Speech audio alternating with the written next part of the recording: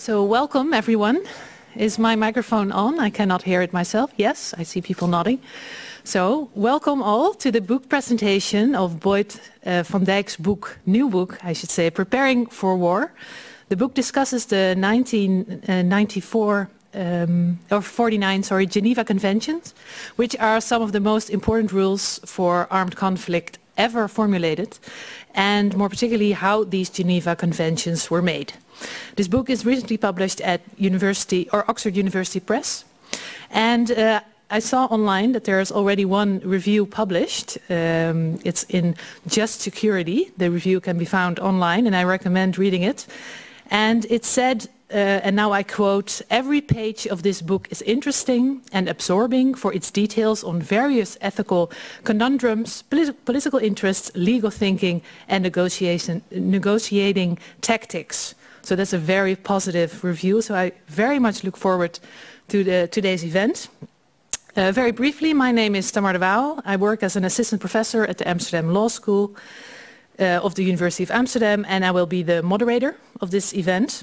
The structure of today's meeting will be the following.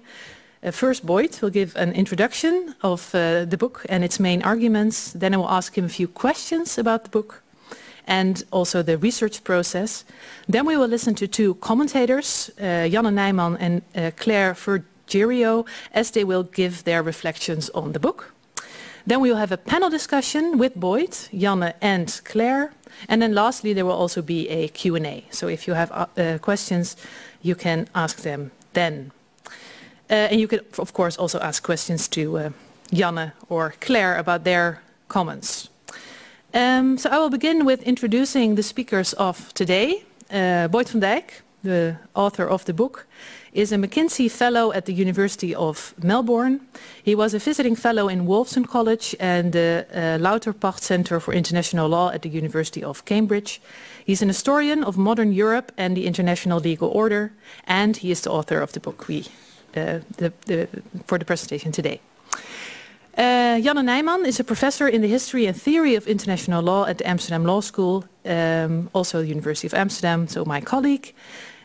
She is the chairperson of the executive board and academic director of the TMC Asser Institute, and she's also a professor of international law at the Graduate Institute in Geneva. And her research interests concern the history and theory of international law, empire and human rights. And then we have Claire Forgerio, and she is an assistant professor of international relations at the University of Leiden. She is specialized in the study of history, political thought and international law, including the regulation of warfare. Her forthcoming book, entitled War, States and International Order, Alberico Gentili and the Foundational Myth of the Laws of War, is forthcoming with Cambridge University Press. So now we begin with a short introduction by Boyd.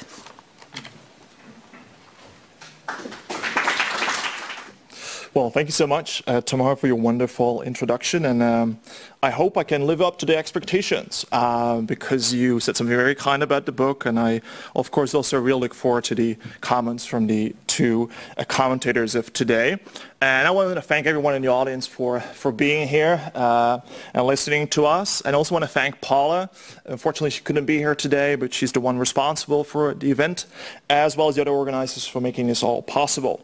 So I want to start by briefly introducing the book's arguments. So what is my book actually about, and why, of course, should you care about it? And I also want to make a few remarks about today's time. This is obviously a book about history, but it's also a book about our own time.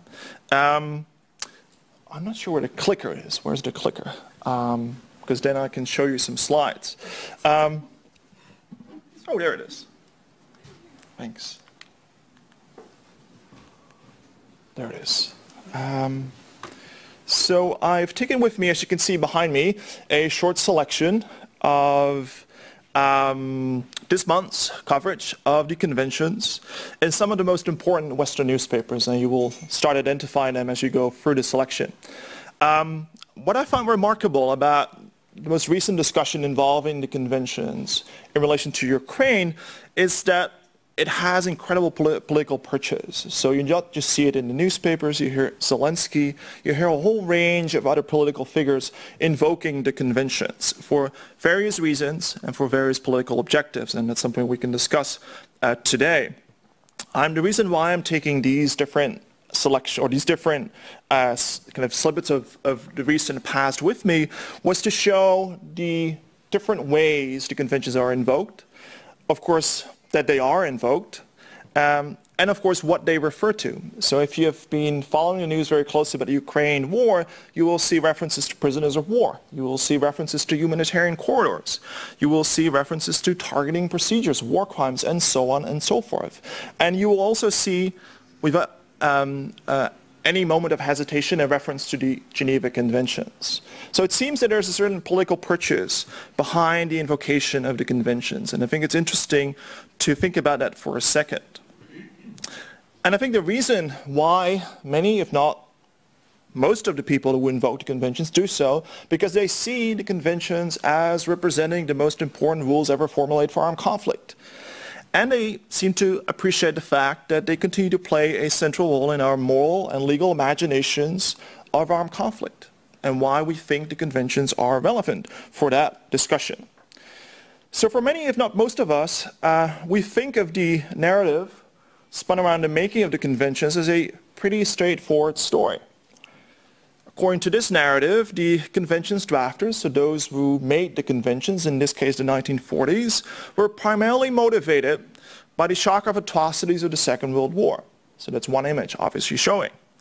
They were inspired by liberal humanitarian principles, which led them to establish the most important rules for warfare ever designed. These treaties were allegedly the product of liberal humanitarianism, dating back to Henry Dunant's groundbreaking efforts following the Battle of Solferino in 1859 to establish the Red Cross movement. For those who have no idea of what I'm talking about when it comes to the Battle of Solferino, this is basically the Red Cross origin story of a Swiss businessman going to an Italian battlefield, witnessing the carnage of wounded soldiers, and then asking for the establishment of a Red Cross society as well as the first Geneva Conventions to relieve those who are suffering, in this case, again, male wounded soldiers. So building upon his legacy, that is at least the narrative, the world's legal experts gathered in Geneva in 1949 to shake the dust of Dunant's original blueprint for humane warfare. Their deliberations were allegedly shaped by a cohort of liberal international jurists dedicated to rectifying the law's shortcomings as revealed by the Second World War. My book tells a different story. It shows how the final text of the conventions, far from being a clearly liberal blueprint, was the outcome of a series of political struggles among drafters that were not necessarily liberal, and whose ideas changed radically over time. So the idea of a blueprint is perhaps reason for correction, I argue. Nor were these treaties merely a response to the shock felt in the wake of Hitler's atrocities, or even the product of idealism. There was a lot more going on, as I show in my book. So constructing the conventions meant outlawing some forms of inhumanity while tolerating others. And it concerned a great deal more than simply recognizing the law's shortcomings as revealed by the recent war's experience. In making the conventions, drafters sought to contest European imperial rule, reinvent state sovereignty, fight Cold War rivalries, ensure the idea of rights in wartime, and of course prepare for wars to come, which explains my book's title. So the book's main argument is that a better way to understand the politics and ideas of the convention's drafters is to see them less as passive characters responding to past events, but rather as active protagonists trying to think about the present and future of warfare and trying to shape them. So many different ways to try to define the contours of future battlefields. By deciding who deserved protection, whose lives mattered, what counted as a legitimate target, when these principles applied, and of course we had the right to enforce them. So outlawing illegal conduct in wartime did as much to outline the silhouette of humanized war or humane war as to establish the legality of war itself. Indeed, given the violent character of decolonization in Asia in the 1940s and the long-term ambitions attributed to the United States and the Soviet Union, virtually every drafter accepted the reality of war as a given, if not as a defining feature of their time. Although they did not seek war as such, drafters prepared for it by means of weaving a new legal safety net in the event that their worst fear should materialize. For example, when demanding rights in interstate wars in response to Vichy, a Nazi occupation, French drafters felt forced to bring this progressive project into line with their brutal counterinsurgency campaign in Indochina. And you can see that juxtaposition, I think, or that juxtaposition historically, also in the juxtaposition I've taken with me here. And of course you see two different pictures, one of a French delegate on the left in Geneva in 1949 drafting the conventions. And more or less at the same time, French, of course, fighting a brutal counterinsurgency war in Indochina. And the French had to bring these different stories, these different legal stories, in tandem with each other. They needed to have a conversation about how to square a brutal counterinsurgency campaign with the idea of humanizing warfare at the same time. And the Americans, for their part, disliked discussion of aerial bombardment on account of the fears that restrictions in this particular domain might undermine their capacity to further their interest in the Cold War. So according to these war-making states, in this case France and the United States, victims of colonial torture or those subjected to terrorizing bombing raids were not necessarily victims of war to be protected by these conventions.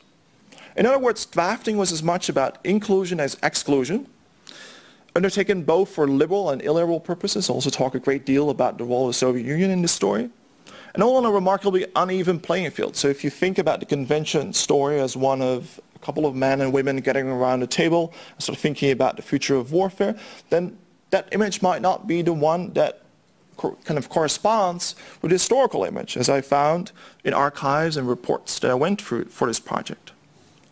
By placing the history of the conventions back in the context of the Cold War, decolonization, and global politics, the book shows how the ideas and politics of these individuals, driven by processes like decolonization and the Cold War, had a profound impact on how today's rules for warfare were formulated in the 1940s. And it also points out why it countered the emergence of the conventions that focus exclusively on the experience of the Second World War or longer liberal humanitarian tradition going back to the 19th century, failed to explain why some proposals were codified or why states that had been occupied by the Axis powers, from, of course, Nazi Germany to Japan, had not necessarily been brought together by this experience. So I'm getting to the end of my very brief introduction. So I just want to say a couple of things about how the book is structured, and then during the conversation as well as the panel discussion we can dive into the details. So the book looks at the role of 5 major drafting parties, they're mentioned behind me, and looks at how they saw, how they experienced this process of making war more humane through law. And obviously in the space of a single book, it's impossible to provide a truly comprehensive history of a set of treaties that are composed of hundreds of provisions. So you have to make some tough decisions. At least I had to make a lot of tough decisions. So I adopted a comparative approach. I looked at how these different parties compare to each other historically, and I returned to the original archival materials, as I've already mentioned. And I've looked at specific legal questions, and they're enumerated here again behind me. And during the Q&A, or perhaps during our discussion, we'll talk more about what these different issues mean, what they signify, and how we can think about them more historically. I argue that these issues went to the heart of the conventions and have been central to most debates concerning the laws of war in modern history, if not today. So finally, as this is a book launch, I also want to say a couple of nice words instead of only talking about war and all that kind of stuff. So I want to thank my dearest friends and family for their support and unfailing love, and many of them are here today, and it's really wonderful. They've always backed me up and provided me with a shelter when I occasionally return to this city or other cities across this country. And of course, I want to thank Anne for carrying me to the finish line despite having to listen to my endless stories about war and law. And of course, thanks a lot for your attention, and I very much look forward to discussing the book with the three of you, as well as the rest of the audience.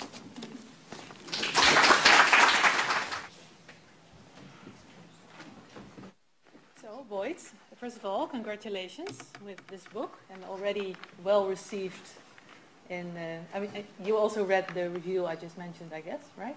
I think I've heard about it, yes. So how was it to read? It was a very, very positive review. How was it to read that? Well, it makes your day, obviously. It's really special that people read your book and take the time to go through it. For those who are thinking perhaps about purchasing the book, I mean, obviously I would say, yes, do that. But it's thick, it's detailed, it deals with topics that are, I think, morally important, but it's also law, and law is not always easy to get through, and I guess I don't have to explain that to you. Yeah, so before we get into the arguments of the book in more detail, maybe we can take one step back. So you are a young researcher and you start to research the Geneva Conventions. How does that happen? And could you perhaps also explain during your answer what these conventions are? Yeah, I mean, that's maybe a good point to start with. What are these conventions actually? Of course, I see a couple of legal experts in the room, and they know perfectly well the conventions are about, but I'm sure there are also people in the audience who have perhaps heard about the conventions, but might not know what they're about exactly, and of course, what different conventions exist.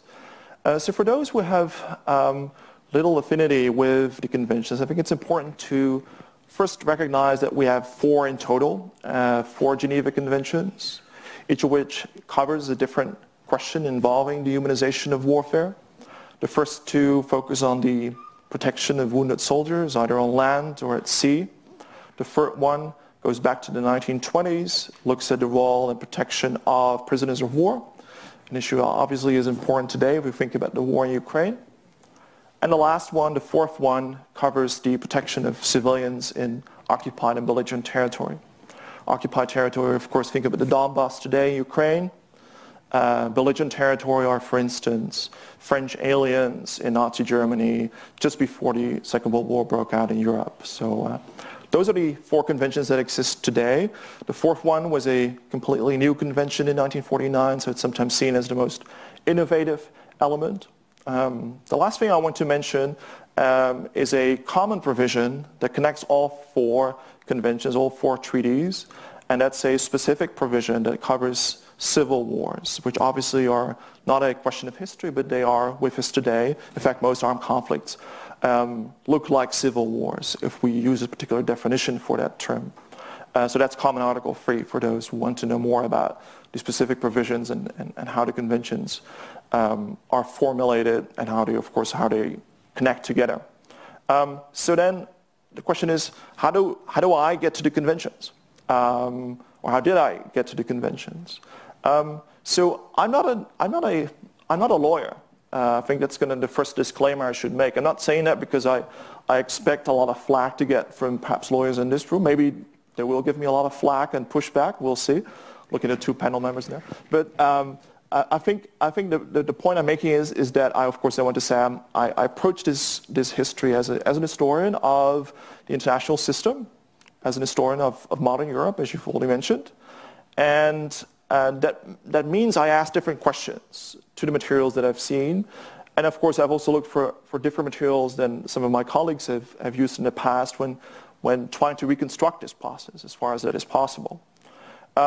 So my kind of trajectory towards the conventions is one that is also very personal. It's not just a kind of a intellectual interest, but also one that connects to my personal kind of trajectory in life and where I've been in the past. So when I was a graduate student in the United States, so that's obviously past 9/11 because I'm not that old yet. So I was a witness to the kind of very politicized discussions around the conventions in the wake of 9/11. For those who can't vividly remember or perhaps are too young to remember, 9/11, of course, led to a whole range of legal debates in the United States, if not far beyond, about the conventions in relation to detainment. So think of Guantanamo Bay, think about Abu Ghraib, think about all these different prison or black sites that have been in the news over the last 2 decades or so. And that raised questions, obviously legal questions, about what's the protection of these individuals, but also about the identity of the United States itself. And that made me fascinated about how the world's most powerful state fought, or certainly society fought, in particular elements of the establishment of the United States fought, that it was relevant to think about the laws of war, even if you go to war. That seems to be quite perplexing. I felt that needed an answer. So that started my kind of endeavor to understand as an historian, where do these rules come from? And why do states like the United States, but also for that matter the Netherlands, think that these rules are important, relevant, even if they may break them at certain points. Don't get me wrong, I'm not defending here the laws of war necessarily, the conventions. I want to historicize them as far as that is possible. Yeah.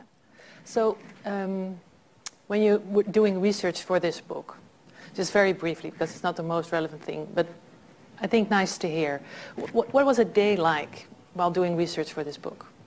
What was my day like? Well, I wouldn't recommend it necessarily, because you have to go through a lot of dusty material. You have to go to a lot of strange places called archives, which is not necessarily the most enlightening thing. But what you find is really interesting.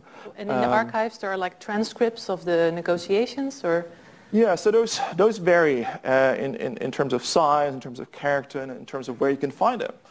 So for this project, of course, as I've mentioned before during my short opening remarks, I've looked at specific states like France, Great Britain, as well as the United States and the United Kingdom. And I've included one non-state actor, the International Committee of the Red Cross, in Geneva itself. And they all have archives. They all have collected and gathered materials over the last few decades.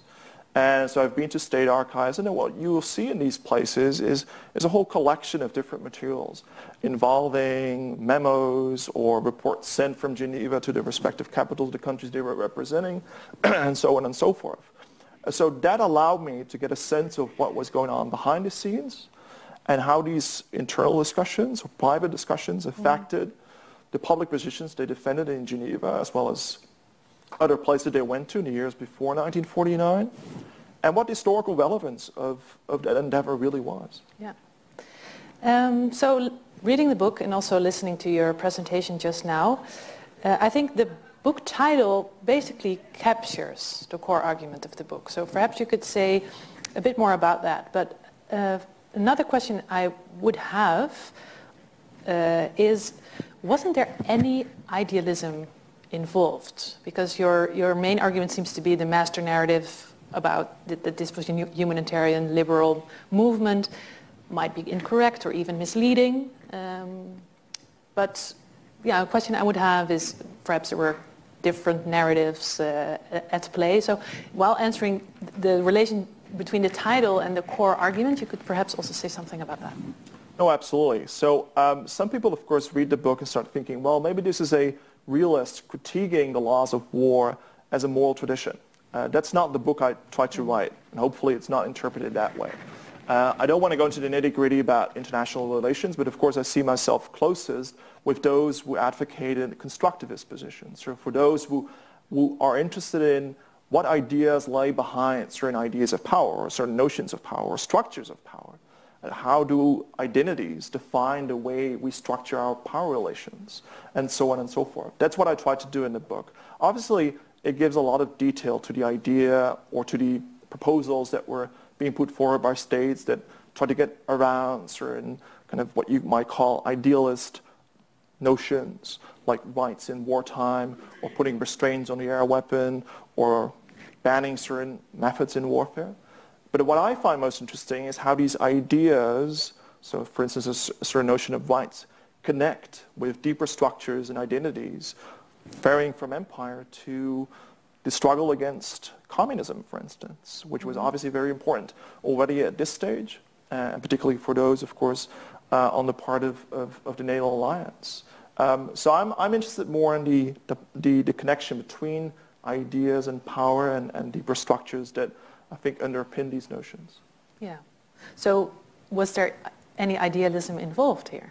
So you say preparing for war, that was the core business of the negotiating parties, looking forward instead of looking backwards. Yeah, so I can give you, of course, an example. So in one chapter, I discussed the making of the civilian convention. So the idea that basically everyone in the room, assuming there are no soldiers in the room, have rights if an armed conflict breaks out in the next hour. That seems to be a common idea now, but it's a radical proposition, particularly for those who look back on the history of the laws of war and recognize that states often had very strong and powerful means available to them to break these rights if a war would break out. So that proposition, the idea that individuals have rights and a sense of dignity in armed conflict, I think led to what I call a certain human rights thinking that shaped, in this case, the Civilian Convention, but a whole range of other provisions of the conventions as well. Yeah. And I think it's a notion that we value still. I mean, if you look at discussions around the war in Ukraine, you of course see many people referring to the idea that these individuals that are targeted, for instance, by Russian forces have rights. They cannot just be targeted simply because they're on the battlefield. No, they're civilians, and they have rights, and we need to protect that. Mm-hmm. At the same time, we can see that the legal package that was delivered by Geneva in 1949 was far from perfect. And I think I wanted to know what's the connection between these different ideas that were circulating at the time, and how did they, the drafters, square those notions with the counterinsurgency campaigns they were already conducting. I was talking about the Indochina War, and those that were coming in the future. And I think that connects to the title of the book, because I didn't want to portray them as those that are just kind of correcting mistakes in the past. I wanted to show them as thinkers, as political actors, as negotiators. Yeah. So last question for our talk now, and I'm sure we'll return to this later with Janne and Claire too. But there are obviously a lot of links or ways to understand the current Russian aggression in Ukraine better, or certain discussions that are taking place right now, based on your book. So could you maybe raise one discussion or event or that you think we can understand better by reading your book? Yeah. So there are unfortunately too many issues to discuss when it comes to the laws of war in Ukraine. So I think it's good to focus on one issue in particular. If you look at the news in the last 2 weeks or so, you see a lot of discussion about blockade. The southern coast of Ukraine has been blockaded by the Russian Navy, and that has eventually caused or will cause a global food crisis. And that's obviously very disturbing. And it's also creating difficult questions for those who are on the side of either the Ukrainian civilians or those that want to break open ports in the south of Ukraine and want to allow food to be transported to those places where food crises might emerge soon. I'm saying difficult questions because the issue they need to address is, what do the laws of war say about blockade? And in one chapter, I talk about how these drafters thought about the question of blockade. Obviously, the question of blockade is not a new one. It's not as if this war has suddenly invented the weapon of blockade and that it's being used for the first time in Ukraine. It has a long history, and I try to reconstruct that history, and I won't give all the details now. But I think what is troubling, particularly again for those who try to break a blockade, is that if you look back on the discussions in the 1940s, is that particularly NATO powers, so states that are now most critical of what the Russians are doing, I think here about states varying from the United Kingdom to the United States, is that they defended to the very last moment of negotiations the right of a state to blockade another state, or even to use siege warfare, which means that you encircle a city or even a province or a village, and you use the weapon of starvation to put down the will of the forces in that village or in that region or in that city to continue fighting.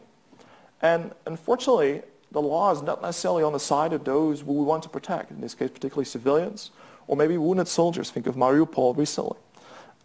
So I think that's a troubling dimension where it seems that the law is not always helping us to push back against, for instance, the use of starvation as a weapon of war. And I think we need to go back to Geneva in the 40s to understand why that's so difficult, or why the ban on starvation as a weapon of war is so shockingly recent. This is not something that was already put in the 1940s treaties.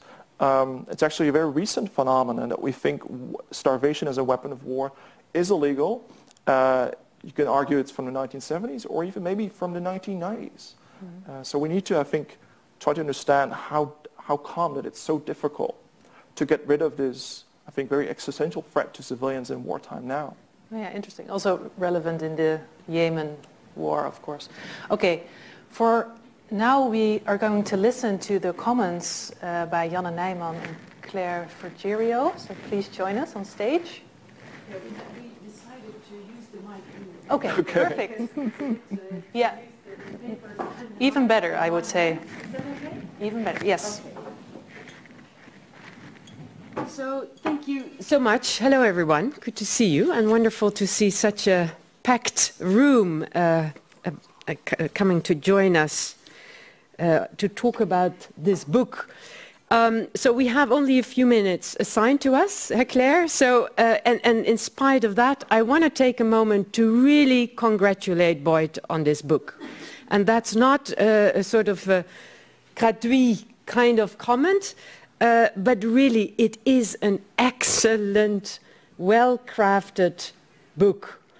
It destabilizes the standard reading of the history of the Geneva Conventions that was just explained.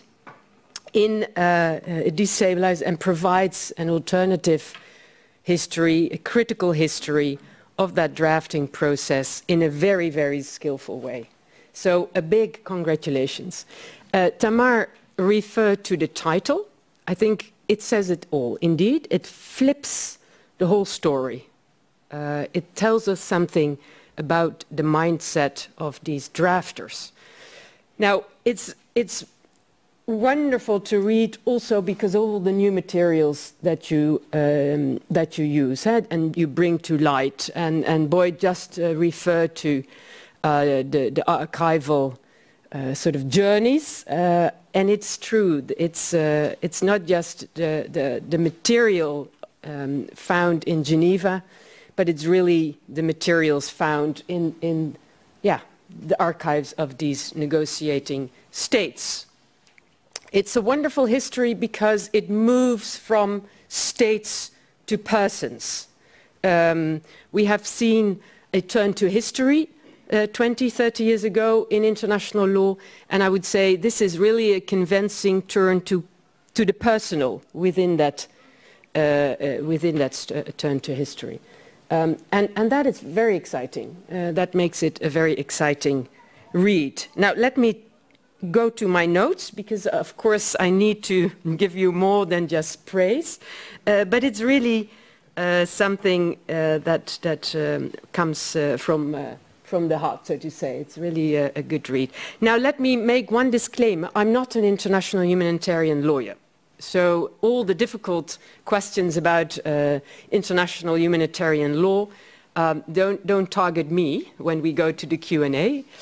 So I read it in first instance as a critical history of how important contemporary international legal norms have been drafted in a time that a lot of political projects and interests were around. And so this is a history that brings out the politics of the drafters, brings out the individual drafters as political actors. I think you mentioned that.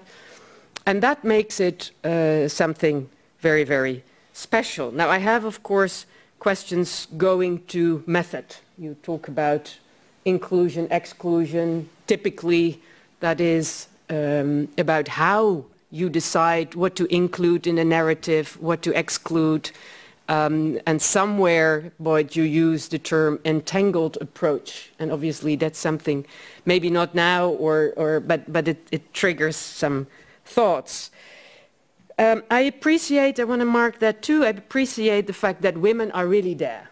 It's not a cheap way of mentioning a woman's name every now and then, but they're really there and they're part of the story.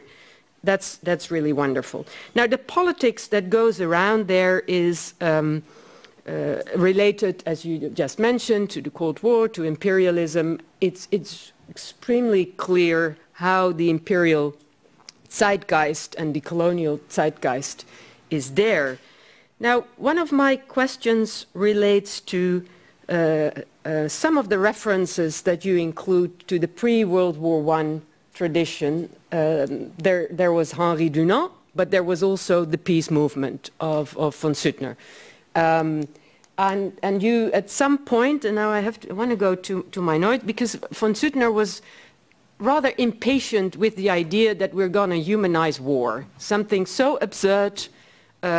Why go and humanize war and through that actually legalize war? So she was really very much against it. Now, somewhere you talk about how these drafters had little time. I like that. That's the kind of language that Boyd uses. It really goes to our imagination, I would say. These drafters had little time with that idea.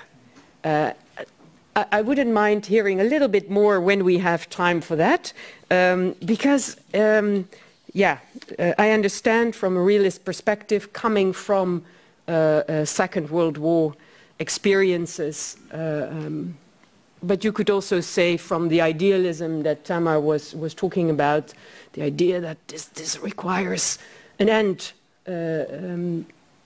Why not take it a bit more serious during the drafting discussions?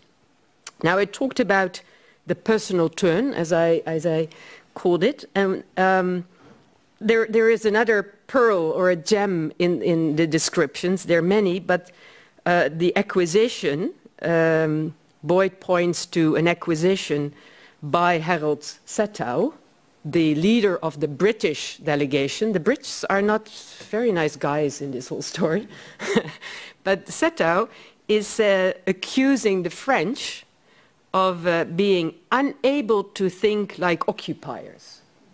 It's an amazing short little sentence, but it says it all. And I think it is clear throughout the book that this is change. But how much the Brits are thinking as occupiers, current and contemporary.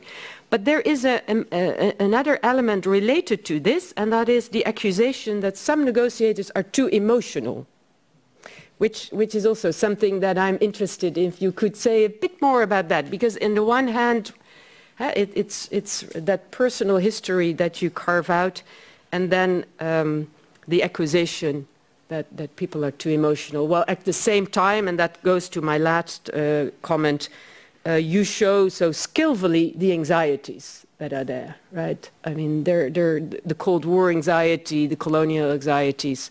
So emotions were all over. And then one negotiator accusing others too emotional. Well, yeah, is that so strange? Shouldn't there be a place for emotions when we talk about humanizing war? So super interesting. Now, I'll be short on the human rights thinking because you addressed that already.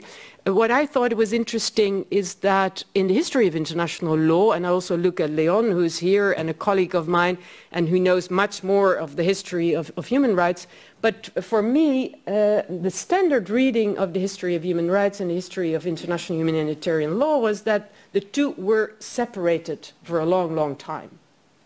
And the book very much shows in the chapter on the civilian convention that actually human rights thinking had a huge impact on the formation of that convention and international humanitarian law. So I thought that was also an important addition to our discussions, and we learn a lot from your work there. So I end because I know I don't want to do it, but in light of the time we meet in, and you said already something about that, you showed and discussed how we come to the limits of the Geneva Conventions, and somewhere at the beginning of the book you talk about how from this work we could learn about alternative drafting routes. And I thought that is very intriguing. If we look at international law and international organizations, we look to the international legal order according to some being in crisis. The need for actualization of international law. What is it that comes to mind, having written this wonderful book about alternative drafting routes? Okay, thank you so much. I'll leave and come back. Yeah? Okay. Over to Claire. I sense a disaster otherwise. All right. Great. So, like Jana, I am going to start with a huge congratulations to Boyd for this fascinating book. I have to say, as someone who spent a bit of time in the archives as well, the level of commitment to just going through the dust around the world in order to recover a granular story and give us a really detailed account of how the Geneva Conventions were actually drafted is spectacular. And on behalf of everyone working on the history of the laws of war, thank you so much for taking the time to do all this. I can only admire the amount of work that went into recovering that history so deeply. I have to say I'm also extremely sympathetic to attempts to undermine this idea that international law in general, or the laws of war specifically, are this paragon of inclusive liberal thinking. So I'm absolutely delighted to see a book that does that for the laws of war, because that hasn't been done quite as much. But since I am here to generate discussion and debate, I will maybe press you on one particular issue, which comes from the fact that I also work on the history of the laws of war. So before I started reading your book, I was already totally disillusioned with where the laws of war came from, which raised a slightly different set of questions for me. And so the main question I have for you is, keeping this remarkable level of detail in mind, are you able to guide us a little bit, say a little bit more about the patterns that come out of your story, and especially, disclaimer, I work on the late 19th century, the extent to which what you're telling is a story of continuity or a story of discontinuity with the efforts that came between Dunant and Solferino and the efforts that you are narrating in your book. I know you're going to tell me there are elements of both. I did catch that from what you were saying. And again, I think you're really doing justice to the complexity of the issue here. There is continuity in a sense. One of the things we see is that there are no sort of new belligerents recognized at Geneva. So national liberation movements are going to have to wait until 1977. That's very much the same as it was beforehand. Big element of discontinuity come in Article 3. We know that's one of the really big ones of the Geneva Convention. But I'm wondering if we can move beyond, well, there's some of both, and the favorite conclusion that all historians and social scientists alike like to draw, it's complicated. So if I may sort of press you a little bit on this, would you say that overall the account that you provide paints a picture of the Geneva Conventions as a development mostly in continuity with how war had been regulated thus far? Or is it, on the contrary, a critical juncture, a real moment of transformation when things really actually change?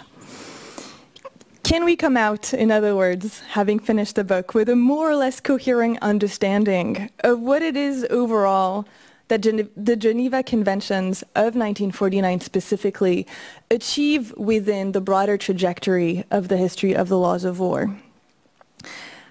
At one point in the introduction, you do suggest that even though the only thing the drafters all really had in common was the idea that it would kind of be good to limit warfare, which is very superficial and very indeterminate. But then you say, actually, with the proposals that were put on the table, what we see is something that, and I quote, reshaped the fabric of the laws of war. So here you seem to be hinting at a real transformation that happens at Geneva. So in your assessment, do the conventions indeed constitute a fundamental change in how we started doing things or wished to do things compared to how we wished to do them before? And for context, my encouragement to pin this down a bit more explicitly also comes from the broader set of observations we now have about politics and international law. My background is in international politics, so this is also where I come from. We know that international law, including the laws of war, is always caught between, on the one hand, idealism and the wish to transform the world, and on the other hand, power politics. Because, of course, if you don't pay attention to the interests of the major powers, they don't sign up to the laws that you're putting forward, and the law has no value. So we know that most of the time, international law is a mashup between idealism and power politics. We know it always falls somewhere on the spectrum between the two. And what can be particularly remarkable historically is when we see one or the other really taking over at one point, instead of being the usual sort of meh, we're in between. And here I think in the book you do such a wonderful job showing us elements of both, elements of power politics, elements of idealism, the interaction between the two on the various fascinating topics that you're covering.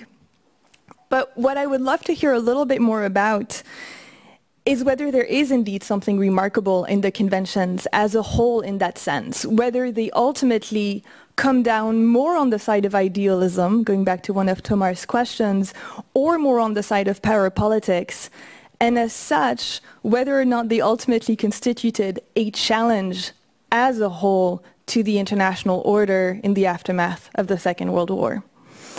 Because otherwise, without that broader assessment, we're left with, and I cannot state this sufficiently strongly, an incredibly impressive account of what happened at Geneva and why the conventions we have today, as you brilliantly showed in the news, look the way they do, empower the actors that they do, don't fail to protect some of the actors that we have on the ground as well. But you don't give us quite as much to chew in terms of the overarching analysis of the dynamics that shaped the conventions. And I'm sure you have many thoughts on them, which I would personally love to hear. So unless someone is totally devoted to the mythical idea that the laws of war were a manifestation of pure idealism, and I know there are many people out there who are still on that boat, and for them that book will absolutely be eye-opening, if only on this front. But if you're coming from a more international politics background, you're likely to think, your first guess will be, well, the laws of war, probably like the rest of international law, are a mashup between idealism and power politics, so what's new under the sun? And so if you could just say a little bit more about the granularity of that compromise here. Is this a transformative moment? Or is this just a reiteration of the same international order that empowered certain actors over others? Did this new iteration of the mashup between politics and idealism radically change the trajectory that the laws of war had been on before? Or is it just more of the same? Thank you.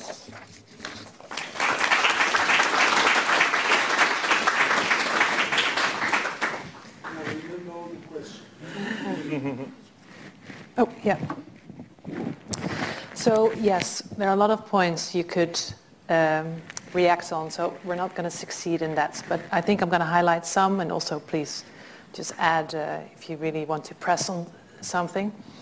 So we listened to Janne, and her first question, and I paraphrase now, was there was this Zoetner, and she argued that we should not humanize war, but probably just fully make it illegal. It's just not allowed, war.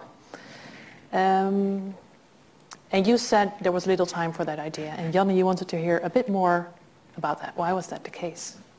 Yeah, so this is a perennial tension in the laws of war. Are we humanizing war because it's a first step towards peace? Or are we humanizing war just for the matter of making it a little bit less destructive? And how acceptable is that moral proposition? Of course, others have written recently about this tension. I think of Samuel Moyn, of course, and a number of others have done in the past as well. But I try to look in the discussions how much time was devoted to this issue. And what strikes me about thinking back on what I found in the archives, what I encountered while going through minutes and so on and so forth, is that the head of the diplomatic conference, the president, Max Petitpierre, he needed to find a kind of a response to this issue when the conventions were adopted and the ratification procedure ensued. So the whole world was looking at Geneva, all these different states, and some of them are behind me, of course, how they came to Geneva and had to sign and thereby also ratify eventually the conventions.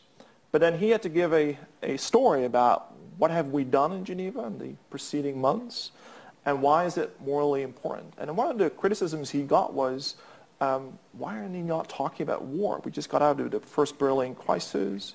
We're facing a existential conflict between the United States and Soviet Union. Or more generally, did we say never again? And never again, in this case, never war again.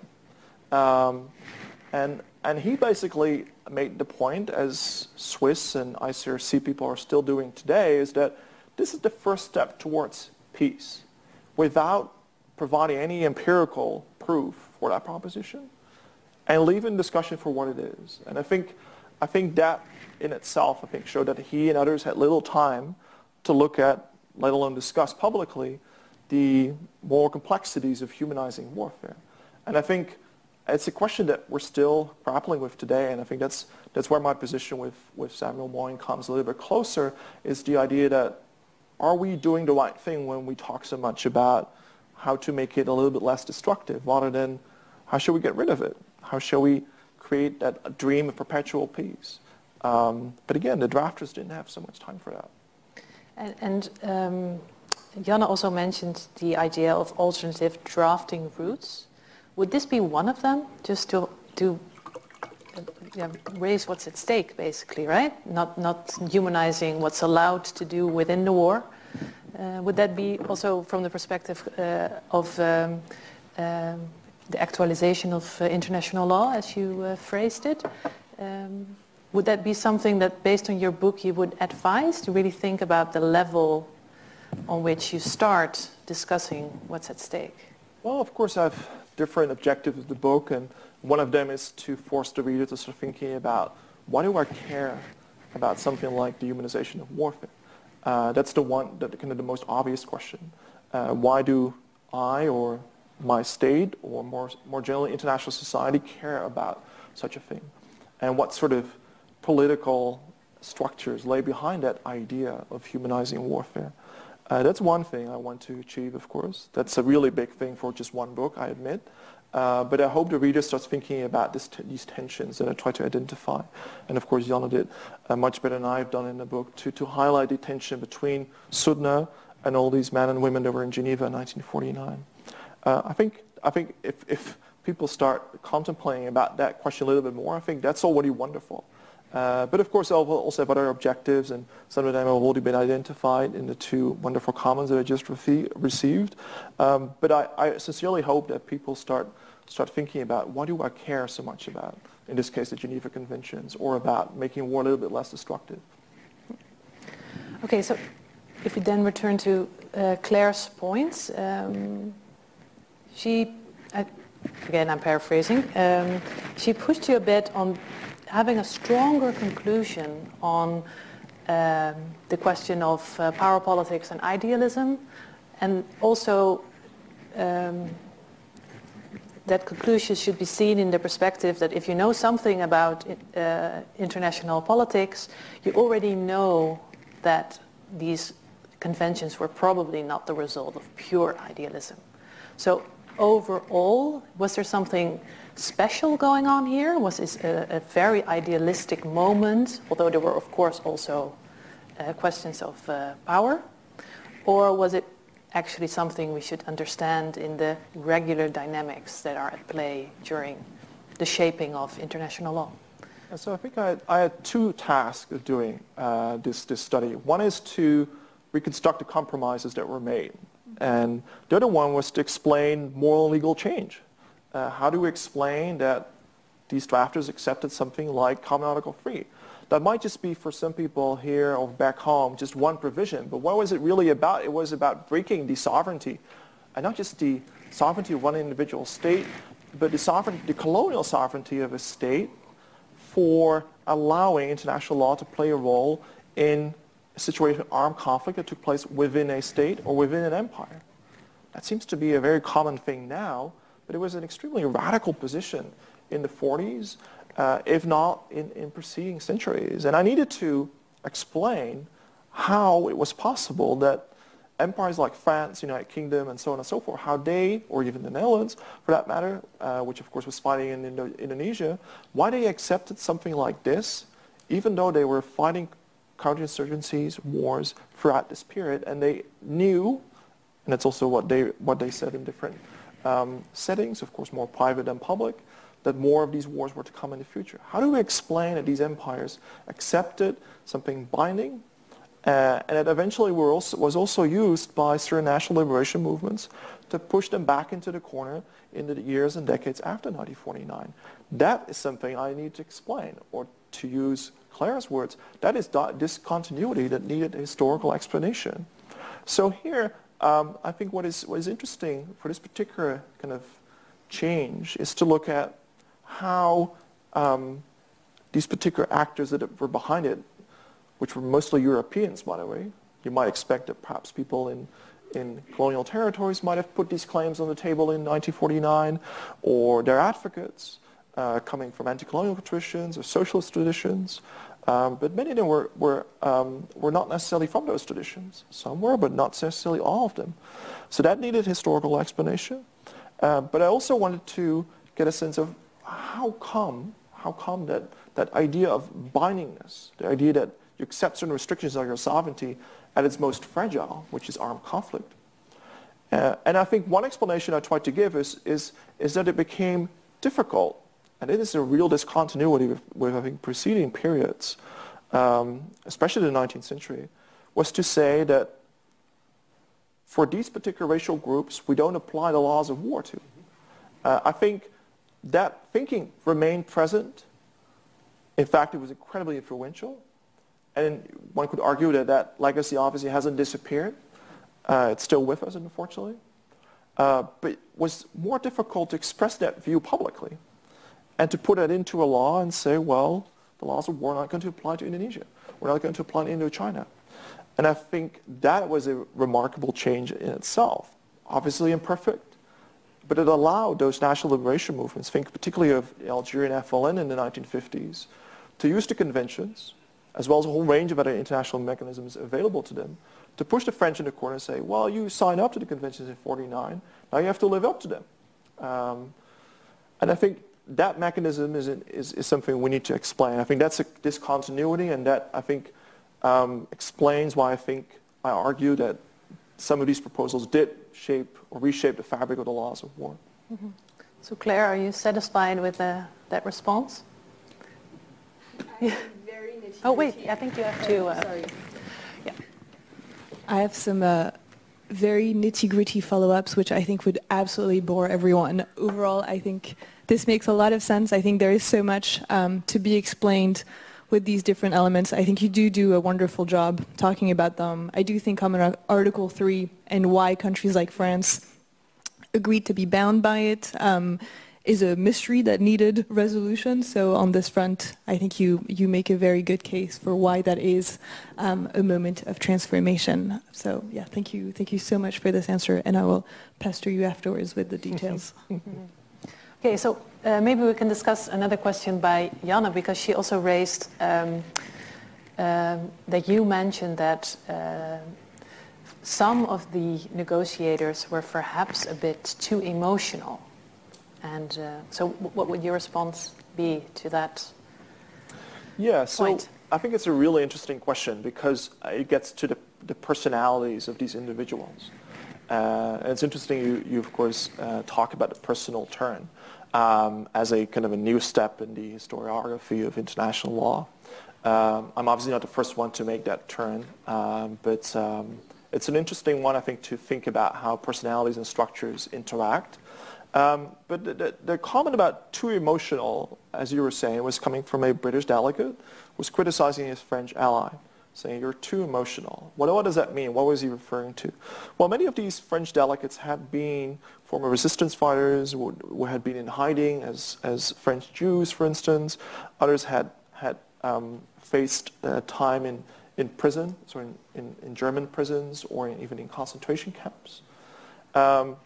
And understandably, they wanted to see that experience codified into law by means of certain restrictions on what an occupier can and cannot do in times of occupation. But these British delegates had a very different wartime experience. Many of them had been in Britain or across the empire in relative safety. I say relative because, of course, Britain was also bombed. They had seen what the air weapon could do, but they had not experienced occupation personally, at least most of them. So they saw these former resistance fighters, former deportees, former prisoners, as being too emotional to be obsessed about making it more difficult for the occupier to do its work, and that is basically to repress insurgency. What is even more, I think, revealing, and you also mentioned this in your comments, was that they said to the French, you don't think enough like an occupier. Well, go back to the 1940s. They were occupying vast amounts of territory across the globe, and they were facing insurgencies at the time. They had faced insurgencies basically since the moment when the Second World War had ended, if not before already. And of course they would do more in the future, think of Algeria and so on and so forth. So to say to the French, you're not thinking enough like an occupier is perplexing. And it's surprising in many different ways. But I think that's how the imperial mindset. How these different empires are looking at each other, they're comparing each other, and of course they all try to be the perfect imperialist by the very different ways and by very convoluted thinking.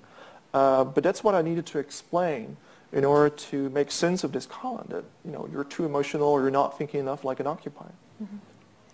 Would that answer your question? Yeah, absolutely. It's so telling, and that's what I very much appreciate, that through these little sentences you really get an understanding of the mindset of international lawyers at the time and the zeitgeist, and not just those drafting, but I think it speaks to that generation and to lawmaking at the time. And you talk about the racism that is also there, the imperialism that is there, the colonialism that is there. And in that sense, the book is very relevant beyond the drafting of the Geneva Convention, and makes it so tangible, because as you rightly say, a lot is written, critical history of international law is written.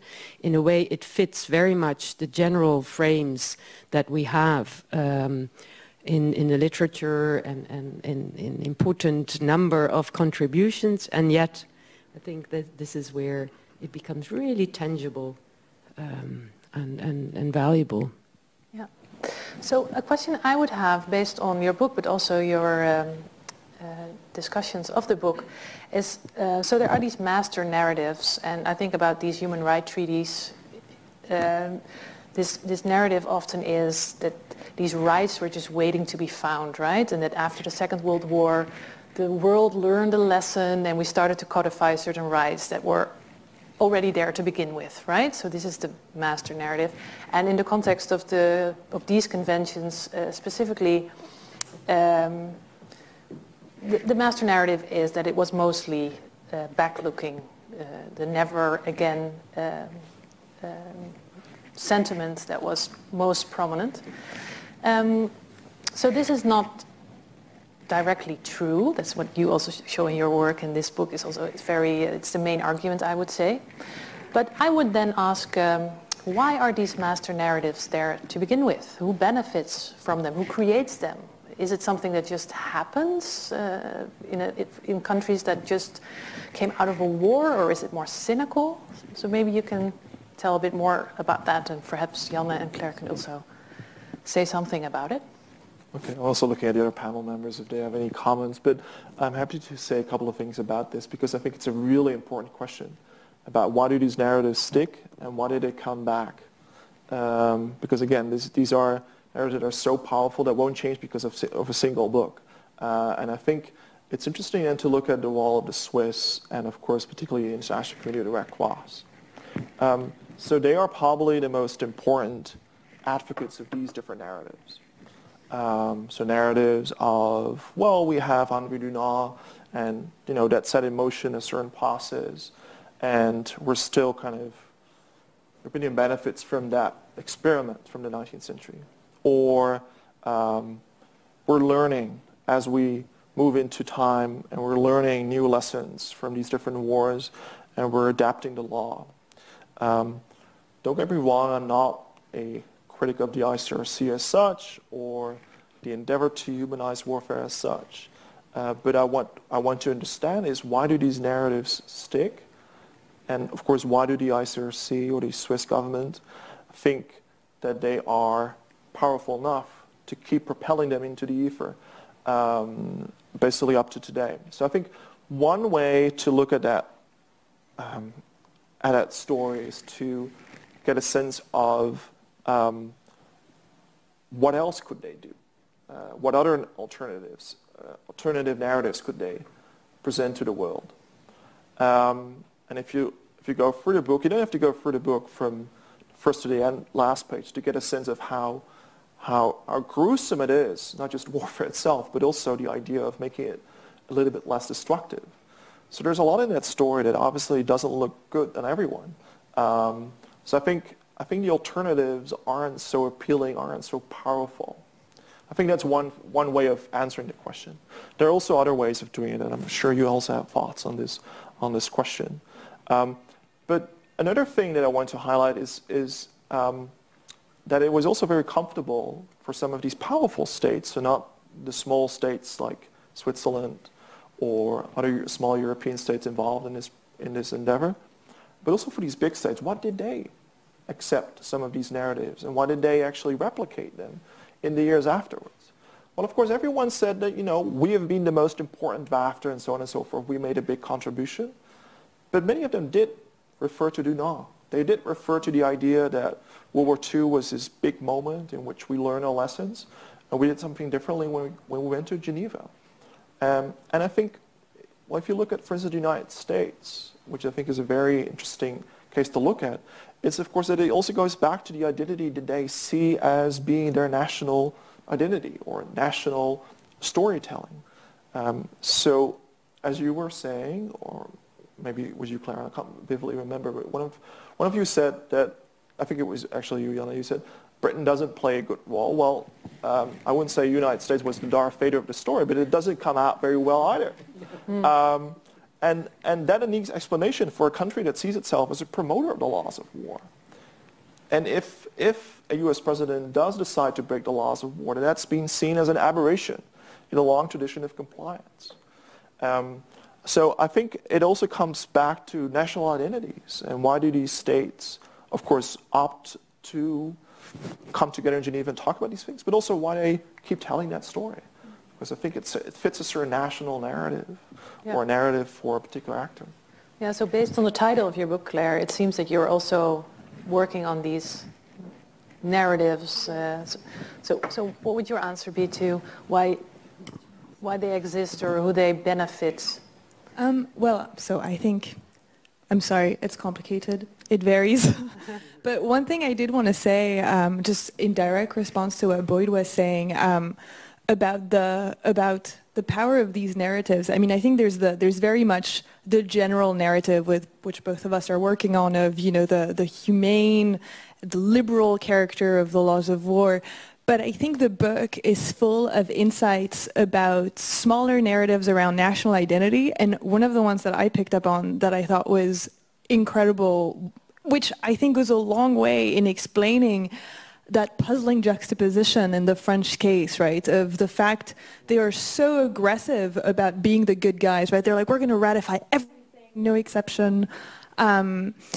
And also, we're going to be super actively promoting the protection of collective resistance, even though that is completely at odds with their interest in imperial cases. But in this particular respect, what is happening is not just sort of harking back to existing narratives of national identity. It's after the Vichy debacle. They're trying to create a new history, a new narrative for France about what happened under World War II. And that is influencing the types of positions they are defending in Geneva, which are completely at odds with their political interests. And you know ideas matter when they're being put forward, even though they're not in line with what you should be doing if it was pure power politics. And so I think there's so much to be said, of course, about the sort of undermining of the general myth of the laws of war that Boyd does in the book. But I think there are also so many individual elements where you see the power of narratives and of myth-making, not just at international level, but at national level as well. Because, of course, in the case of France, it is a myth that France went through a great collective resistance during World War II. And I get to say this because I'm French.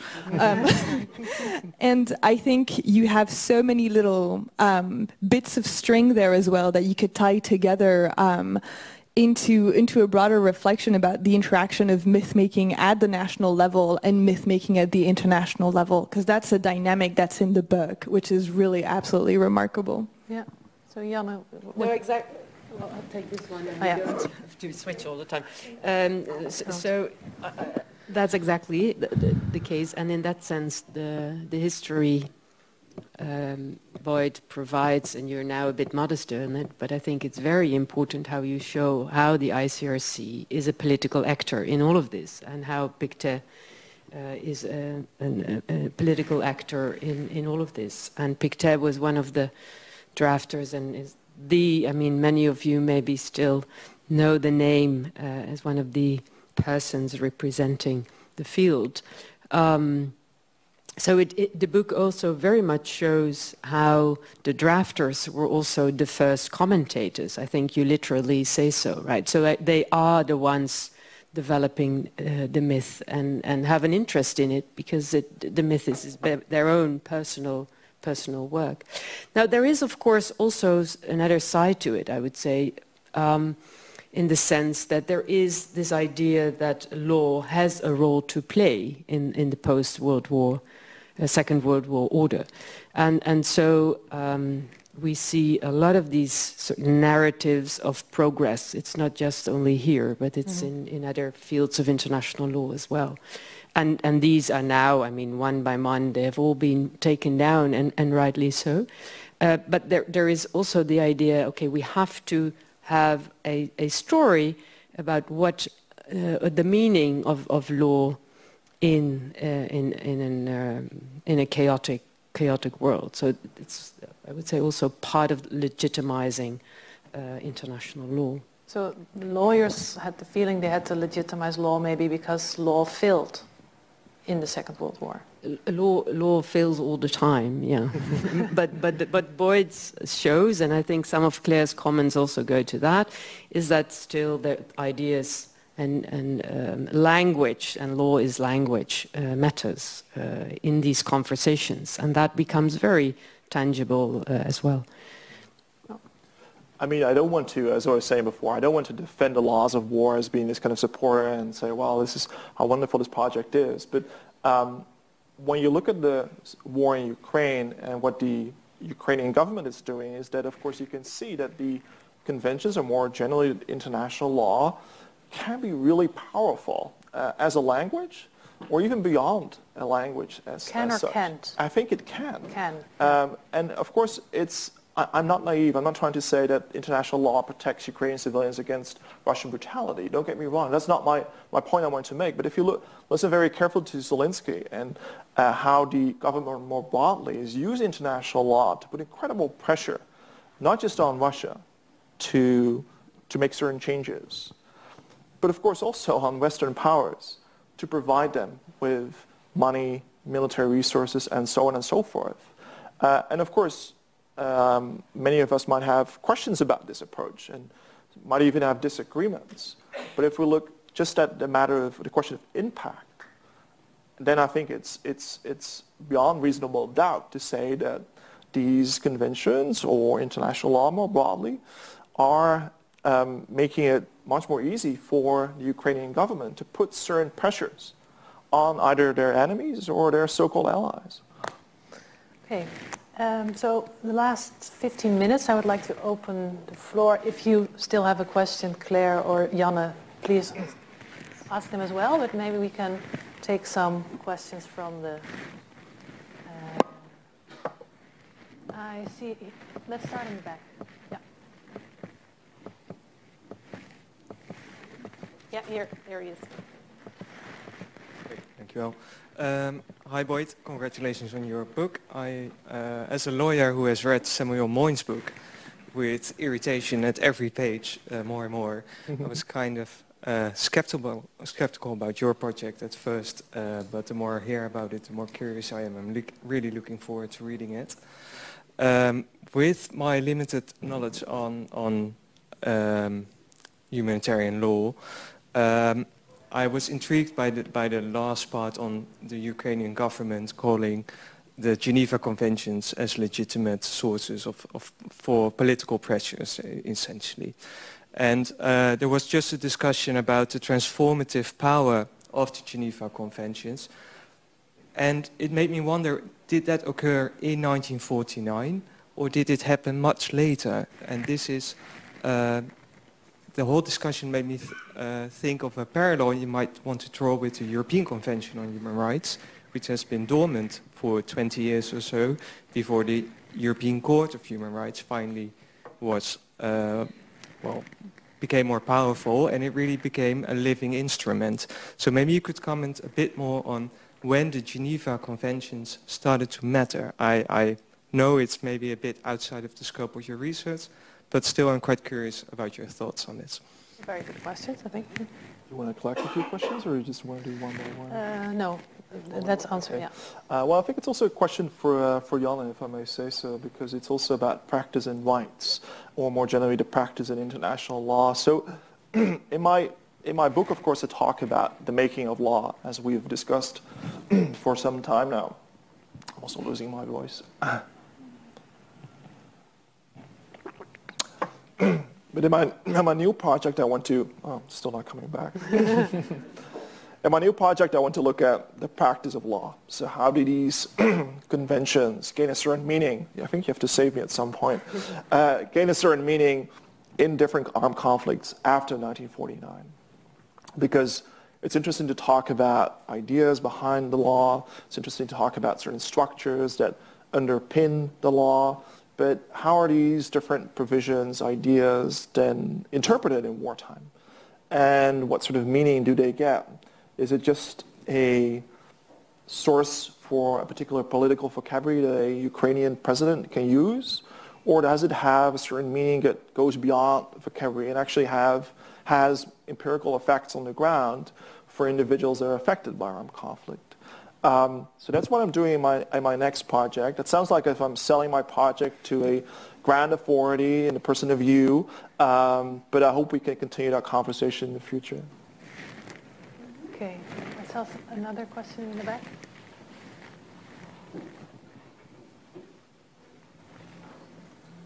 Yeah, thank you, Tessel. First of all, thank you very much for your presentation. Also, thanks to the commentators for your really nice comments. My question is a fairly general one. So my question is, what do you hope that your critical history will do?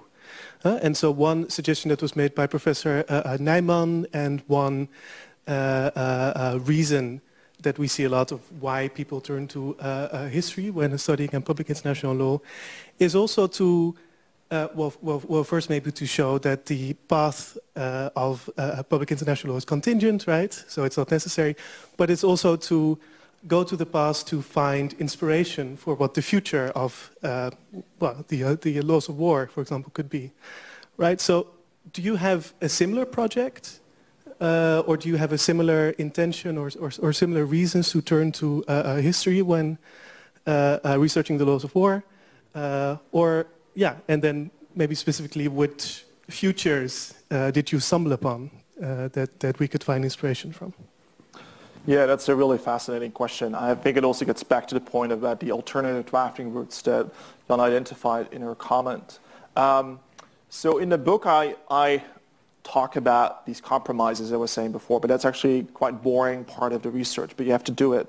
But I also wanted to look at, of course, what paths were not taken by these drafters, even though they had identified them, they had drawn them, so to say, but they didn't actually take that path as they codified the conventions.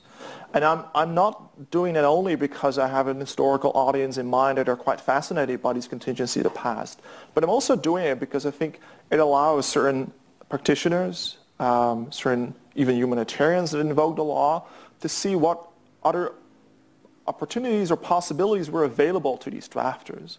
Just as the practitioners themselves now have certain choices and opportunities that they can pursue as they try to humanize warfare. So that's why I stress so much in the book the scope of different ideas that were on the table, and that it could have been taken by very different actors in ways that we could not have imagined if we had just stuck to what are kind of the official stories, the master narratives, as we have been discussing them for some time. That's what I try to do in the book as well, to get a sense of these different paths, and hopefully certain lawyers might see that as an opportunity to untap that potential, or tap that potential, and then use that for a more progressive outcome. But I say that very carefully, but I think that's another way of reading the book. Mm-hmm. So, just a connected question, and more specific also on Ukraine today. I always wondered that the use of bombing is, in principle, allowed, and using certain gas weapons is not allowed, right? So, could you perhaps briefly discuss how we might understand something like that in our current world, based on the negotiations you wrote about? Yeah, sure. So the laws of war are really curious. It's a really curious body of law. Our police enforcement can use tear gas against us in peacetime. So we get together outside after this event and we start making protests and do all kinds of stuff that the authorities don't like. They can use tear gas. But officially you can't do that in wartime. Of course, we see that the Russians are doing it now. You occupy Ukraine, but technically or legally, you're not allowed to.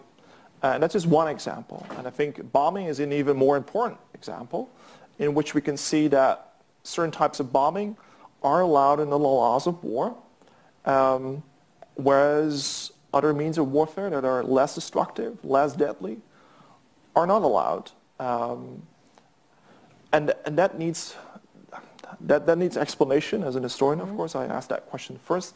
How come that we're making these different juxtapositions? And what can explain that certain states have made this agreement in the past? And I think if you read the book very closely, then I think part of the answer is that we need to look at NATO, the NATO alliance, and NATO's track record on bombing. Obviously, NATO is not the only one who uses bombing as a technique. Basically, virtually every state with an air force uses that particular method of warfare. But you can see, of course, particularly in the period of the 40s, late 40s, when NATO is established, Western alliance is taking shape, is that they are the ones pushing back against proposals, for instance, from Pictet, from other individuals and organizations that want to put certain restraints on the air weapon. And I can't emphasize how important that was for many of these individuals involved, because they had seen that Nuremberg had not punished air bombing.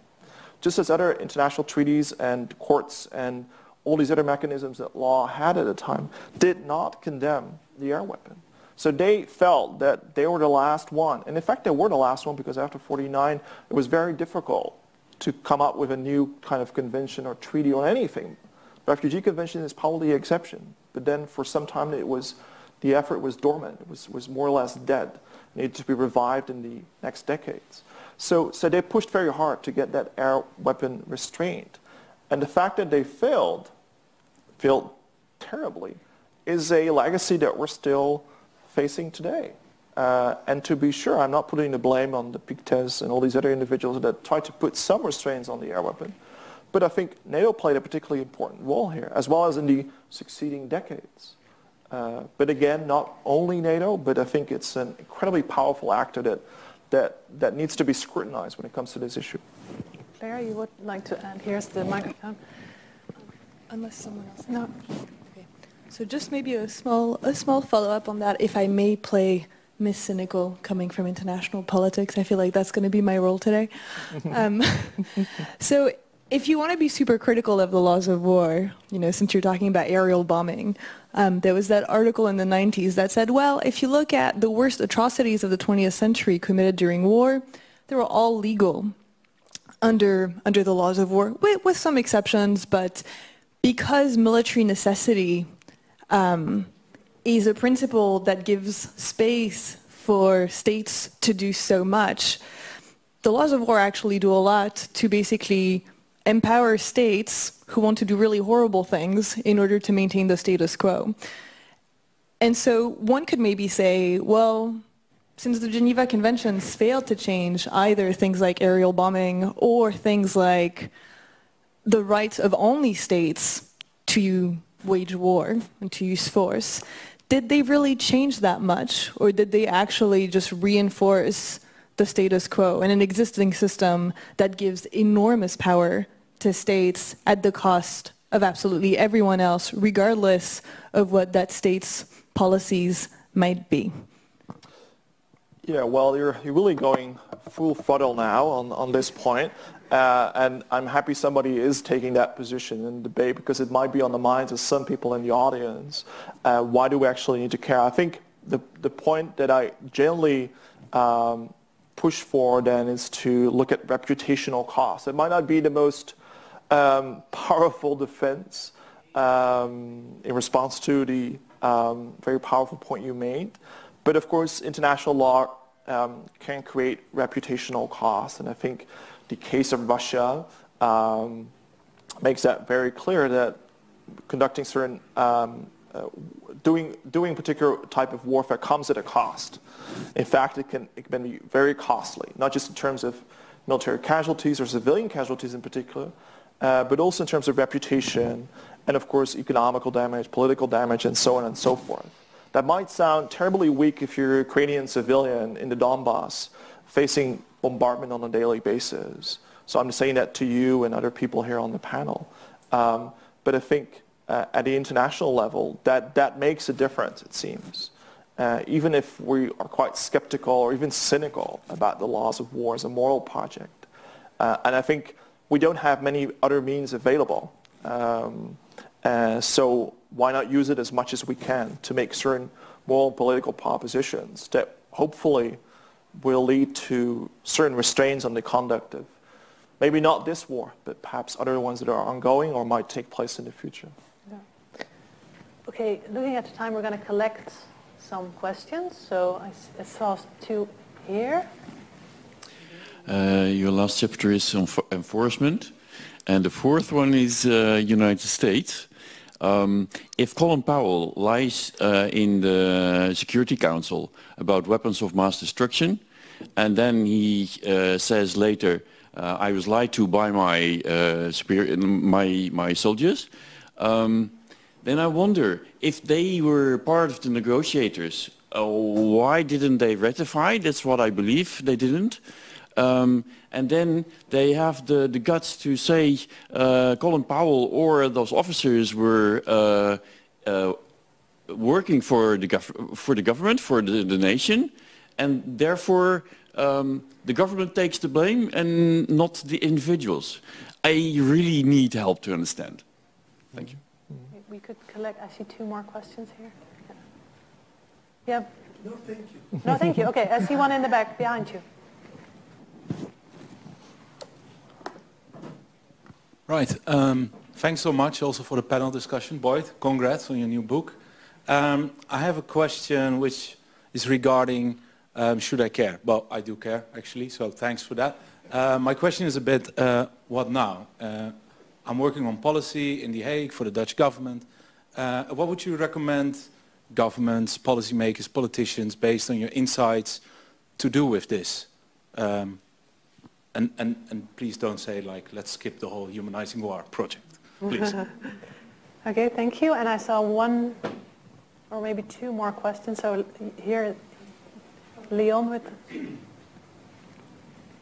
Hi, thank you. My name is Leon Castellanos, and I'm a researcher at the Asser Institute in The Hague. It's good to see you all. Boyd, fascinating book and presentation. Claire and Janne as well. Thank you so much for sharing these thoughts with us. As lawyers, we tend to think about the laws of war in two different registers. First, what happens during war, which is what your book is about. But we also think about the laws that allow states to go to war in the first place. And we distinguish those two as jus ad bellum and jus in bello. I'm wondering, because during the time, around the time when the delegates are meeting in Geneva, there's a big turn towards accountability. So my question is, 5 years before the Geneva Conventions are adopted, there's Nuremberg. Now, my question is, are there any discussions about accountability happening in Geneva? To what extent are those two bodies of law interacting? Now, I can see a very cynical posture from, a great power perspective, since on the 6th of August, the United States of America in 1945 is committing mass murder in Japan, in Hiroshima, and on the 8th of August, 2 days later, the American delegate is signing the Nuremberg Charter, right? That is going to allow the trial that is going to put the Nazi war criminals in jail. But the Nuremberg Charter is about accountability for going to war in the first place. It's an aggression trial, whereas the Hiroshima bomb is about, your project. So what's the accountability factor in the Geneva Conventions discussion? Thank you. I'm going to collect one more question. Yeah. Which one? With the glasses, I'm not sure what your name is. That's the last question too. Thank you very much. Well, thank you for the insightful comments and the great book. Congratulations. And let me just say to Professor Forgerio, I'm an international relations student at Leiden University, so I had the privilege of going through your global history course last year, and it's a great course, so thank you. And maybe with a first-year student as well, who also thoroughly enjoyed it. My question is to Mr. Van Dijk. You mentioned that the book also serves to illustrate what points weren't codified within the conventions ultimately, for instance, as regards present-day humanitarians. So what points would you say weren't codified? And relatedly, would you say the occupier's mentality or rather the occupied mentality ultimately prevailed within the conventions? Thank you. Okay, so we collected 4 questions and we are 4 minutes over time. So Boyd, you can decide upon which you want to answer, and you can perhaps discuss the others. Yeah, this is a question of conscience because it takes us away from the drinks and everything else. But so let me focus on one, and please forgive me for only choosing one. It's not a question of quality. It just allows me to get it out quickly, and then we can move on. So Leon's point about Nuremberg and Geneva, I think, is interesting to end with, and that's accountability, because I think that's important to end with because we are facing questions of accountability that are enormous now. And of course, I not only refer to Ukraine, but to a whole range of our armed conflicts raging or have raged in the recent past. And we're dealing with what, of course, advisors call grave breaches, or what we now tend to call as war crimes. And how do we deal with those that have committed them? And of course, also, how do we prevent war crimes from happening? So, as you were saying, there's a chapter on enforcement in the book, and it looks at the connections between these different issues, varying from how do you promote compliance on the battlefield to how do you punish individuals that are suspected of war crimes, or grave breaches, again, as they call it. And that created incredibly difficult discussions about how do you ascertain a certain responsibility to one individual, Colin Powell for that matter, or another individual, and how do you square that with certain ideas of state sovereignty, justice, and so on and so forth. And that obviously reminds us of Nuremberg and all the discussions before Nuremberg about how do you legally structure that system. But the bigger problem that the Genevan drafters had, particularly those who had been involved in Nuremberg or Tokyo in the past, is that they had a legacy to deal with. The United States could not push for, particularly not in 48 and 49, to basically get rid of war crimes trials, as they privately were saying, because they had been one of the co-founders of the Nuremberg trials. The same counts for the British position. They wanted to have, again, certainly in 48, 49, not a very kind of concrete, systemic, and powerful war crimes chapter in the conventions. But again, they could not be seen as breaking with these earlier legacies. So that created all kinds of pressures on these individuals and state organizations to put something out there to promote compliance. Obviously, the sovereign dimension of all these proposals is very strong, which means it's easy for a state to ignore it, not to implement it, and so on and so forth. But what I found among the most skeptical drafters of these different, what you can call idealist proposals, is that they recognized that they could not make certain arguments anymore as they used to make before the Second World War, before Nuremberg. So they could not use that sovereignty card as bluntly as they wanted to. That obviously is not a revolutionary idea or a revolutionary outcome. But it seems that sovereignty as such had changed in a way that didn't allow them to return to a different past in which that sovereignty card could be used much more bluntly, much more powerfully to get rid of international law or international politics or international organizations. And I think that's interesting, but it's difficult. Personally, I find it very difficult to say, well, that's a remarkable achievement. Or when I speak about reshaping the fabric of the laws of war, I don't necessarily mean enforcement. But there are ideas in these conventions, norms, ideas, and so on and so forth, that can be used for promoting accountability today, I think. And in fact, if you look at the founding statute of the International Criminal Court, you could, of course, see plenty of references to that grave breaches system as it was put in place in the 1940s. So that seems to have made a difference. But I think we have to ask ourselves, was it enough?